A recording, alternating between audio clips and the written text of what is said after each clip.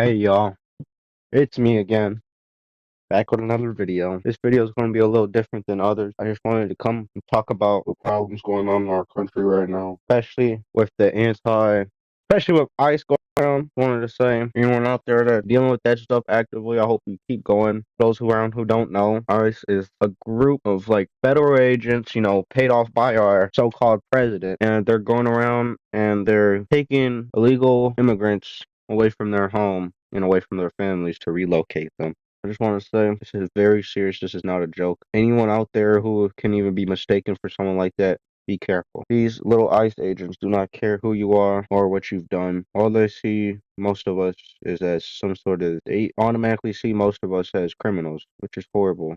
ICE has killed 6 people already, and you can just imagine the other amount of people that have died that they've had something to do with. 2 of them deaths came from shootings. We have residents in Minneapolis where people shot a man because he had a carry concealed on him, where it was something he owned, and they shot him because he had a gun on him.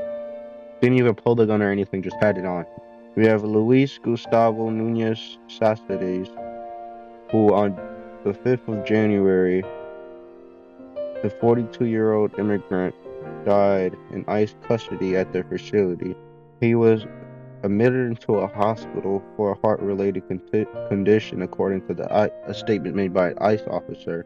And then he was arrested during his operation in Houston, and he was transferred to a processing center.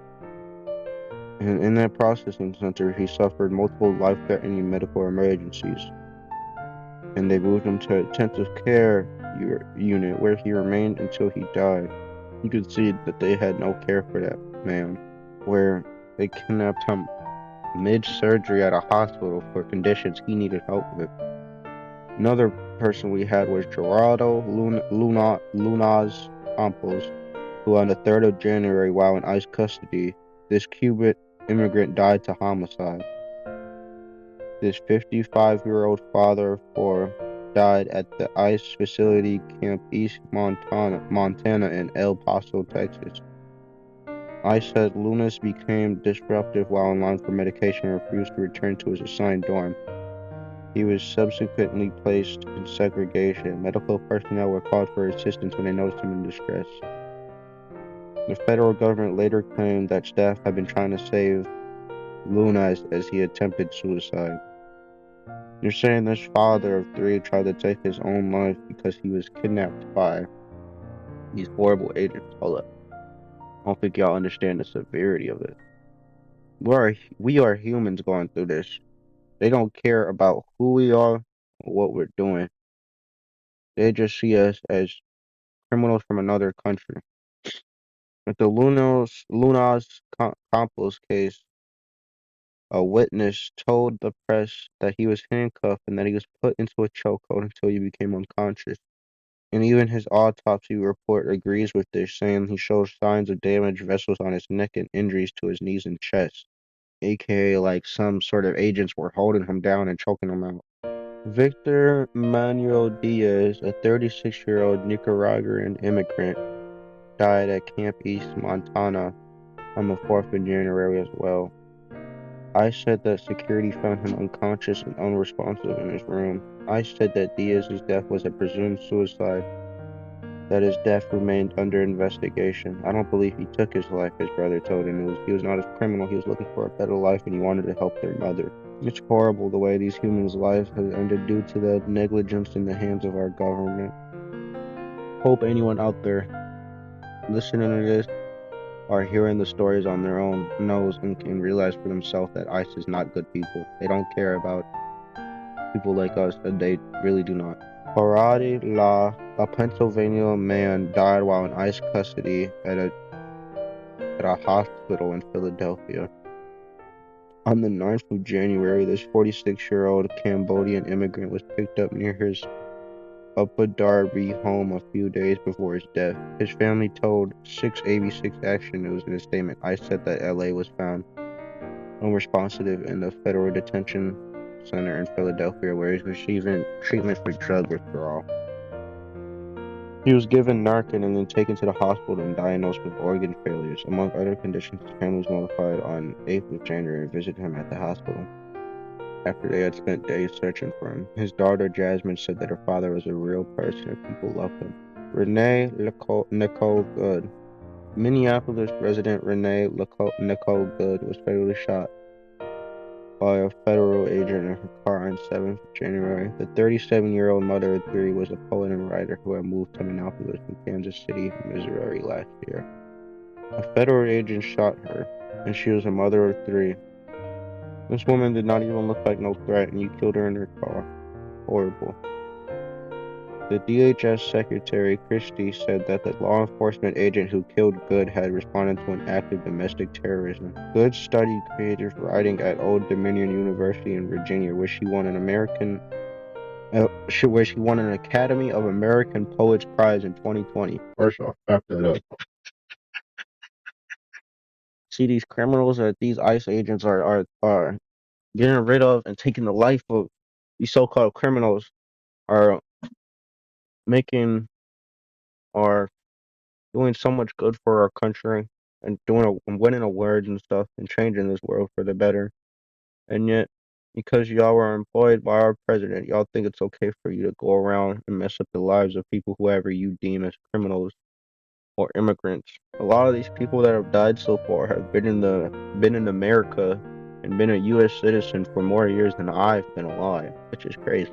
Next, we got Luis Beltran Yanez Cruz. On the 6th of January, Honduran immigrant Luis Beltran Yanez Cruz died at the John F. Kennedy Memorial Hospital in Indio, California from heart-related issues.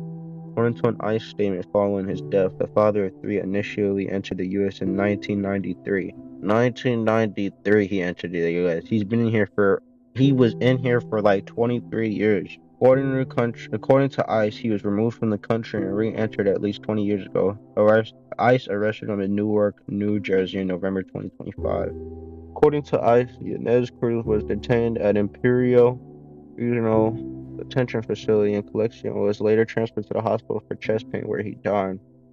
It's horrible to me that all these people who have like body-related problems like their heart or their organs, and they were trying to keep going and they were doing good in life, and then as soon as they get in your care, in your safety, in your hands, you, the people that are supposed to be protecting us from criminals, they somehow die from heart failure and chest pains. This is horrible.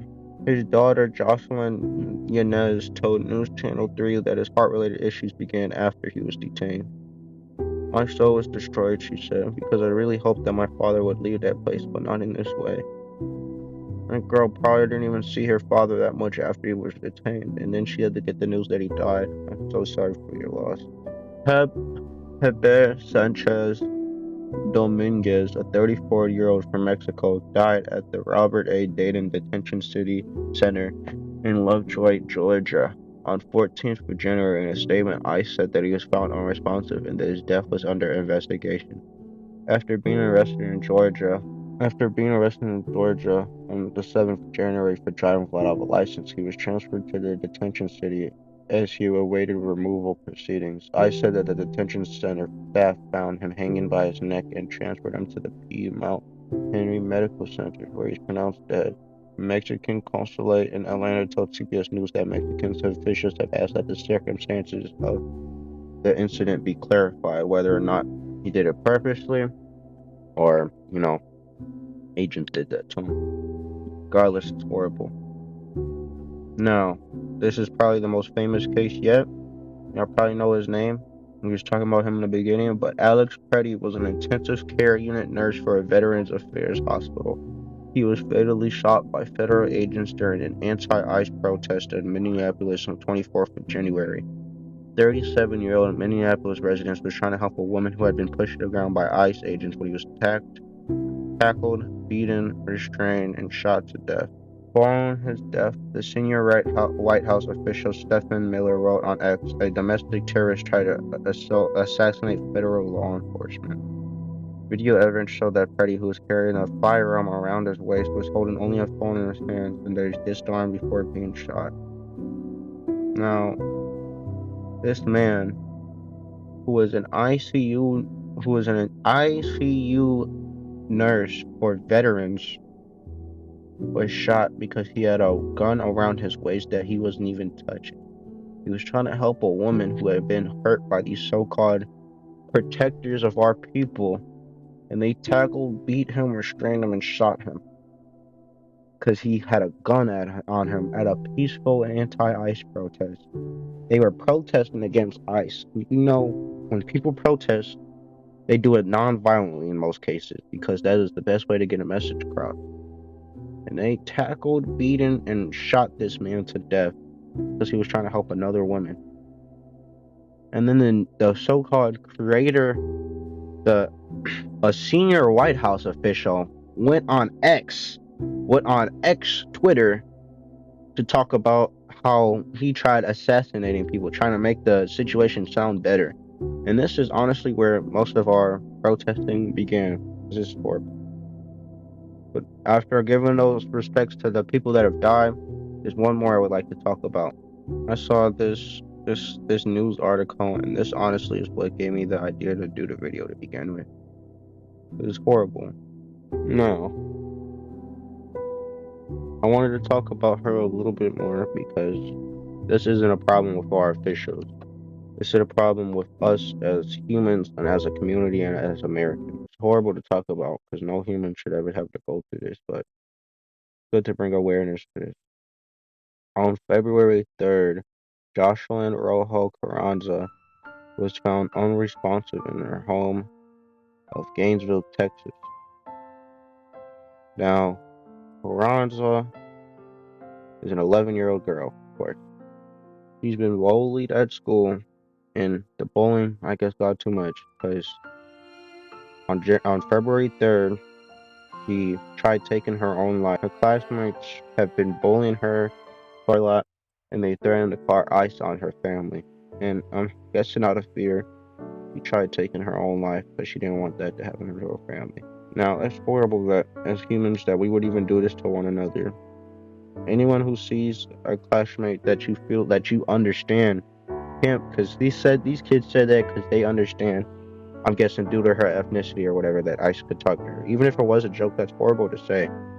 These ICE agents are targeting these race of people and taking them away because they don't see them as human. Well, it's not that they don't see them as human, they see them as criminals. They see them as only bad because of who our president is and our president has been hating on these people since he was in his first term back in 2016. But I hope that another situation like this doesn't happen again. These students taunted her mercilessly regarding her family's immigration status. Y'all threatened to call ICE to deport her parents, but that's horrible. Well, how would you like that to happen to yours? You can't make fun of someone like that. What's going on with those agents ain't right, and they shouldn't even be doing it. A lot of people in charge of their cities and states don't even want them in there, but it's because of our government and our president. I hope that as humans and as a community and as Americans, we can unite against this cause, regardless of our race, gender, or where we are from. Because at the end of the day, this is supposed to be the land of the free. No humans deserve that. And these immigrants that you're trying to detain and these criminals, they've built most of our country. Our country was founded on the principle of slavery, and as things got worse, slavery disappeared, but it's still there. It's still here in some countries. Like, it's still here. People are still basically slaves where we're at now. And you have these people who came to our country from leaving who knows what. They came to our country because they heard it was the land of the free. And then they gotta get here and deal with this. This is horrible. This little girl didn't deserve this. And I know where you are right now, but I hope you're doing good. You deserve everything good in life. The mother claimed that the school was aware of the bullying and that your child was seeing a counselor, but the family wasn't informed of how severe the bullying was for their daughter. They knew she was going through this, and they tried to help her, but the school that was aware of this bullying didn't do nowhere near as much as they should have. No, and I just want you to know where Jocelyn, I'm sorry that your life had to end so quickly. It's horrible that you had to go through this. Doesn't make sense how mean and cruel humans can be. We're all supposed to be together and grouped up. These things that these agents are trying to do, they're trying to spark a revolution, and not a good one. Not a good one. They're trying to bring back the average the average American view when America is supposed to be a place of diversity where anyone can go to feel to be a belong. Anyone can go to feel like they belong. Then you're doing this. But that's mostly what I had to say. Sorry, I just wanted to make this video because I wanted to show y'all. I put my school participated in a hold up. My school participated in a walkout. So there for real? What are you going on? Oh, he has to do the back. Oh, he has to do the back.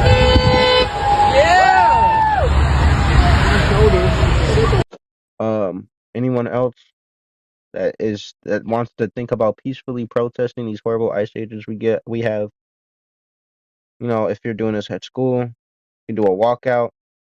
You should always, get that talk to your teachers or principals about that first, because I don't know if it's just me, but my teachers and stuff, they supported all walkout. They'll hopefully do the same for you, because even they understand how bad this country is going. Our leaders, our president, the person who's supposed to be the icon of our country, the one who symbolizes our unity, has a mugshot. Like, y'all heard about them Epstein files. We don't even want this nasty little yellow skinned, blonde haired, old nasty boy as our president. I don't think so, but I want to thank you.